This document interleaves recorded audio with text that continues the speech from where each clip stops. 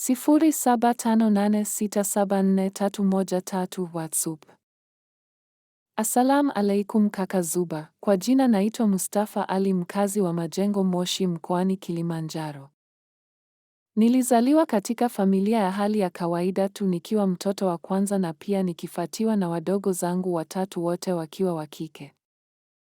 Kwa sasa na miaka 34, nimezaliwa mwaka 1990. Stori yangu itaanzia mnamo mwaka 2008 baada ya kumaliza elimu ya sekondari na kufeli vibaya sana kiasi kwamba sikupata hata cheti zaidi ya sertifikate ya shule ya kunitambulisha kuwa nimefika kidato cha 4 katika shule ile. Anyway, kufeli shule sio kufeli maisha, nikaendelea na elimu ya kiimani kwa kuwa yenyewe kiukweli ndo ilikuwa ikipanda. Basi mwaka uliofuatia ndugu yangu alokuwepo Dar akaniita, alikuwa ni mtoto wa mjomba